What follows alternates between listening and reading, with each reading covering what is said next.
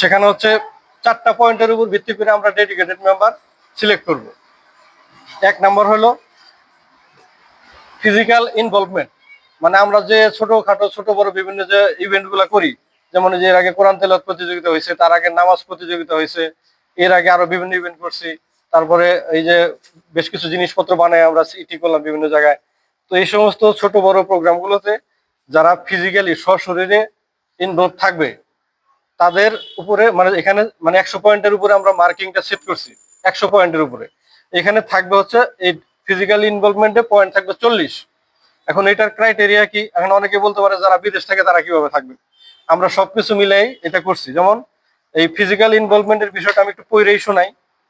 এই অংশে সদস্যদেরকে সংগঠন কর্তৃক আয়োজিত প্রতিটি ইভেন্টে সশরীরে উপস্থিত হয়ে সংগঠনের কর্মকাণ্ডে প্রত্যক্ষভাবে অবদান রাখতে হবে, যারা এলাকায় থাকবে আর কি, তাদের জন্য এটা। আর কোনো কারণে মানে অনেকে আছে যে চাকরি করে বা ব্যবসায়িক কাজে ওই সময়টাতে দূরে থাকতেছে, সেই ক্ষেত্রে তাদের জন্য তারা যদি উপস্থিত হতে না পারে সেক্ষেত্রে ফোনে বা মেসেজ দিয়ে যুক্তিসঙ্গত কারণটা ব্যাখ্যা করতে হবে যে ভাই আমি তো খুব ইচ্ছা ছিল, আমি থাকতে চাইছিলাম কিন্তু এই কারণে আমি চলে আসছি। ওইটুকুর জন্য আমরা বুঝতে পারবো যে তার গুরুত্ব আছে, কিন্তু ব্যস্ততার কারণে সে থাকতে পারে নাই। এইটা একটা বিষয়। মানে এটা যদি আমাদেরকে জানায় বা জানায় সেটা জাস্ট একটু খোঁজ নেয় যে তাহলে ভাই কি দেখি করতেছেন বা অনুষ্ঠানটা কেমন হইলো, তাহলেও তাকে আমরা ওই উপস্থিত হিসেবেই ধরে মানে গণ্য করে নেব, তে মার্কিংটা সে ওইভাবে পাবে। আর যারা বাইরে থাকবে তাদেরকে ওই জাস্ট খালি একটু ফোনে খোঁজ নিলেই হবে, তাদের তো আসার উপায় নাই।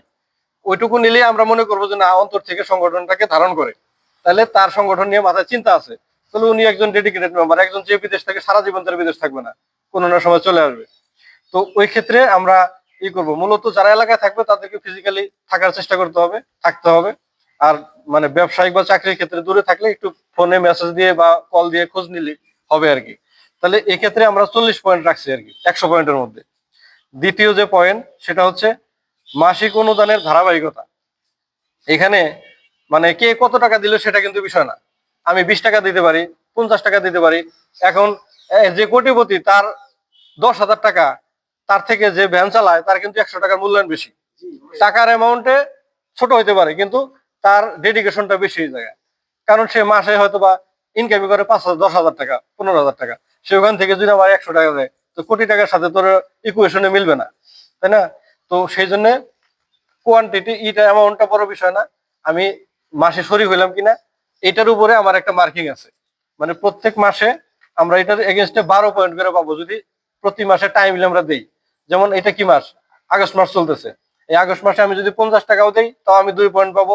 20 টাকা দিলেও পাবো, যদি 100 টাকা 200 টাকা যাই দেই ওই মাসে অ্যামাউন্টে আমার এন্ট্রিতে নামটা থাকলে আমি 2টা পয়েন্ট পাবো। এখন কোনো কারণে এমন হইতে পারে যে আমি এই মাসে দিলাম না, এই পরের মাসে যাই আমি 2 মাসেরটা একসাথে দিয়ে দিলাম। সেই ক্ষেত্রে রানিং মাসেরটা সে পুরো 2 পয়েন্টই পাবে। আর যদি বকেয়া মাসেরটা দেয় সেক্ষেত্রে ওই বকেয়া মাসের জন্য 1 পয়েন্ট পাবে। মানে তাহলে তার 1.5 পয়েন্ট হয়ে গেল। কিন্তু 1 মাসের বেশি হয়ে গেলে সেই ক্ষেত্রে আবার ওইটা কাউন্ট হবে না, রানিং মাস প্রিভিয়াস মাসটা থাকবে আর কি।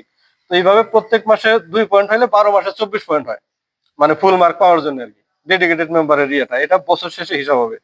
3 নম্বর হচ্ছে মিটিং এ উপস্থিতি। এখানে 2 ধরনের মিটিং হয়। একটা হচ্ছে অনলাইন মিটিং, যেটা আমরা এই যে হোয়াটসঅ্যাপ গ্রুপে করি বা মেসেঞ্জার গ্রুপে করি, এটা হচ্ছে অনলাইন মিটিং। আর অফলাইন মিটিং যেমন এই যে আজকে আমরা বসছি, এটা খুব কম হয়, হয়তো বা 2-1 মাস পর পর বা 2-3 মাস পর পর হয়। এই মিটিং গুলাতে একটু উপস্থিত থাকবো। যদি বেশি কাজ থাকে একটু দেখা করে চলে গেলাম, যে আমার ইমার্জেন্সি যাওয়া লাগতেছে, তো সেটা বড় কথা না, কিন্তু উপস্থিত থাকলে তাহলে বোঝা যাবে যে সে সংগঠনের প্রতি দায়িত্বশীল আছে। তো এটা হলো আমাদের 3 নম্বর পয়েন্ট, এটার জন্য 20 পয়েন্ট আছে। হ্যাঁ, আর একটা হচ্ছে আর কোনো কারণ না থাকতে পারলে সেটা তো ওইভাবে ফোন বা মেসেজ দিয়ে কর্তৃপক্ষকে জানাইলেই হবে যে আমি তো আসলে এই কারণে থাকতে পারি নাই, আহ, তাহলে আমার অ্যাটেন্ডেন্সটা একটু করেন। তো ওইটা হয়ে গেল। 4 নম্বর পয়েন্ট হচ্ছে আচরণ বিধি। এই আচরণ বিধিটা এখানে 16 পয়েন্ট আছে। এটা হচ্ছে আপনার এই অংশে পদাধিকার বলে সংগঠনের জ্যেষ্ঠ সদস্য 3 জন সদস্যের সমন্বয়ে একটা মূল্যায়ন কমিটি হবে। সেই কমিটি হচ্ছে প্রত্যেকটা সদস্যর পার্সোনাল আচার আচরণ বা মানে অন্য কোনো আছে কিনা, অ্যাক্সিডেন্টাল কোনো বিষয় আছে কিনা, ওইগুলোর উপর ভিত্তি করে মার্কিং দিয়ে 16 পয়েন্ট দিবে। এইভাবে 100 পয়েন্ট মিল করে একদম জানুয়ারিতে আমরা হিসাব করব যে কোন সদস্য কত পয়েন্ট পাইলো। তো 80 পয়েন্টের উপরে যারা থাকবে তারা হচ্ছে আমাদের সংগঠনের ডেডিকেটেড মেম্বার, এবং কি এদের নামের পিছনে স্টার মার্ক করা থাকবে।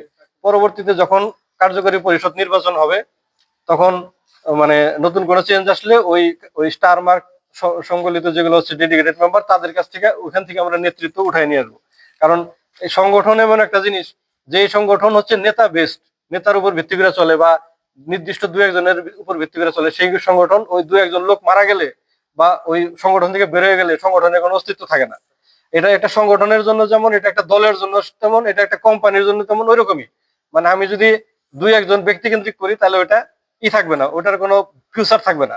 ওই লোক মারা যাওয়ার সাথে সাথে বা লোক সরে যাওয়ার সাথে সাথে সংগঠনের ভবিষ্যৎ অন্ধকার। তো এরকম একটা ফ্রেমওয়ার্ক দাঁড় করাইতে হবে যেখানে আপনার প্রথম সারির 2 4 5 জন বা অর্ধেক লোক যদি বের হয়ে যায়, পরবর্তী পাইপলাইন থেকে যেন আমাদের নেতৃত্বটা বের হয়ে আসে।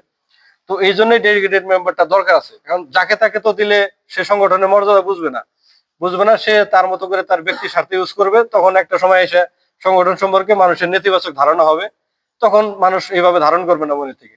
এই জন্য নেগেটিভ যেন কোনো ইম্প্যাক্ট না আসে, আমরা এই ফ্রেমওয়ার্কটা দাঁড় করাইতেছি। অনেকে হয়তো মনে করতে পারে যে 2 দিন ধরে একটা সংগঠন করলো, এর মধ্যে এত বড় কোম্পানির মতো আইন কানুন। আসলে সংগঠন যখন ছোট ছিল, মানে ওই সময়কার করলে তো চলবে না। এই সংগঠন 5 বছর পরে বা 10 বছর পরে কোন জায়গায় থাকবে, আমার সেটা এখন থেকে চিন্তা করতে হবে। তো এই ছিল মোটামুটি ডেডিকেটেড মেম্বার নির্ধারণের বা নির্বাচনের একটা ক্রাইটেরিয়া। মোটামুটি একটা আলোচনা হইলো আর কি। আর এই ব্যাপারে যদি কারো কিছু জানার থাকে তোমরা একটু ওপেনলি প্রশ্ন করতে পারো, আমরা সেটার অ্যান্সার দিতে পারবো। হ্যাঁ রুবেল বলো।